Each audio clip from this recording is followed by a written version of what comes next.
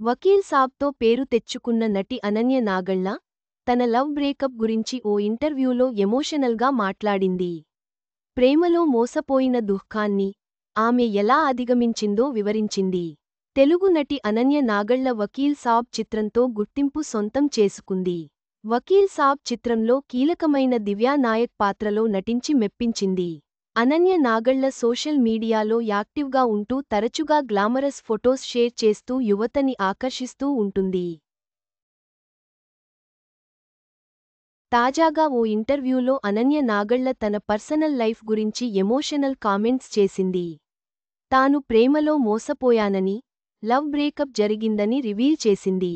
Cinema ఇండస్ట్రీలోకి వచ్చాకే ప్రేమలో పడ్డాను అని, బ్రేకప్ కూడా జరిగిందని అనన్య నాగళ్ల తెలిపింది. బ్రేకప్ జరిగినప్పుడు తీవ్రమైన మానసిక వేదన అనుభవించా. కానీ ఆ ప్రభావం నా కెరీర్పై పడనివ్వలేదు. డిప్రెషన్ కారణంగా నా మనసుకు, మెదడుకు, చేస్తున్న పనులకు సంబంధం లేకుండా ఉండేది. కొన్నిసార్లు అతనికి తెలియకుండానే ఫోన్ చేసేదాన్ని. ఇంత జరిగినా కూడా అతనికి ఎందుకు ఫోన్ చేస్తున్నానో కూడా అర్థం అయ్యేది కాదు. ఈ ప్రభావం కెరియర్ పై పడకుండా జాగ్రత్త పడ్డాను. రాత్రంతా ఏడ్చేదాన్ని. ఉదయాన్నే జిమ్కి వెళ్లేదాన్ని.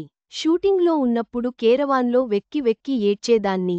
కళ్ళు తుడుచుకుని బయటికి వచ్చి కెమెరా ముందు నటించేదాన్ని అని అనన్య ఎమోషనల్ కామెంట్స్ చేసింది. అయితే తన ప్రియుడు ఎవరనేది మాత్రం బయట పెట్టలేదు. టాలీవుడ్ గురించి మాట్లాడుతూ, తెలుగు అమ్మాయిలకు అవకాశాలు రావడం చాలా తక్కువ. సాధారణంగా నార్త్ నుంచి వచ్చిన హీరోయిన్లు బ్లాక్బస్టర్ హిట్ కొడితే ఆ తర్వాత వాళ్లకు మరిన్ని అవకాశాలు వస్తాయి. అదే తెలుగు హీరోయిన్కి బ్లాక్బస్టర్ హిట్ పడితే, నార్త్ వాళ్లకు వచ్చిన అన్ని అవకాశాలు రావు. సినిమా ఇండస్ట్రీ అంటేనే బిజినెస్. ఎవరికైనా హిట్స్ వస్తేనే మార్కెట్ పెరుగుతుంది. బేబీ చిత్రంతో సూపర్ హిట్ అందుకున్న వైష్ణవి చైతన్యకి అవకాశాలు పెరిగాయి. కానీ బయట హీరోయిన్లకు ఉన్నంత ప్రాధాన్యత తెలుగు హీరోయిన్లకు ఉండడం లేదు. నా విషయానికి వస్తే హిట్ చిత్రాలు ఉన్నప్పటికీ సరైన అవకాశాలు రావడం లేదు. అది గమనించినప్పటి నుంచి నా కోసం నేను పబ్లిసిటీ పెంచుకోవాలని నిర్ణయించుకున్నట్లు అనన్య పేర్కొంది. అనన్య నాగళ్ల మల్లేశం చిత్రంతో నటిగా ఎంట్రీ ఇచ్చింది. వకీల్ సాబ్, ఊర్వశివో రాక్షసివో, శాకుంతలం, తంత్ర, పొట్టేల్ లాంటి చిత్రాల్లో నటించింది. ప్రస్తుతం తెలుగుతో పాటు బాలీవుడ్లో కూడా అనన్య నటిస్తోంది. అనన్య కెరీర్లో వివాదాలు కూడా ఉన్నాయి. ఇటీవల ఆమె బెట్టింగ్ యాప్ వివాదాల్లో చిక్కుకున్న సంగతి తెలిసిందే. బెట్టింగ్ యాప్ వివాదం తెరపైకి వచ్చిన తర్వాత అనన్య తన తప్పును అంగీకరించింది. తను ఒకే ఒక్క బెట్టింగ్ యాప్కి ప్రమోషన్ చేశానని మీడియా ముందు తెలిపింది. ఆ ప్రమోషనల్ వీడియోకి గాను తాను 1,20,000 రెమ్యూనరేషన్ అందుకున్నట్లు తెలిపింది.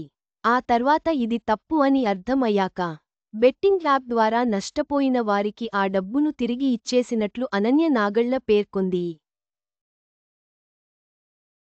బెట్టింగ్ యాప్ వివాదంలో అనన్య నాగళ్లతో పాటు రానా దగ్గుబాటి, ప్రకాష్ రాజ్, యాంకర్ శ్యామల, విష్ణుప్రియ, శివజ్యోతి, సుప్రీత లాంటి వారి పేర్లు వినిపించాయి.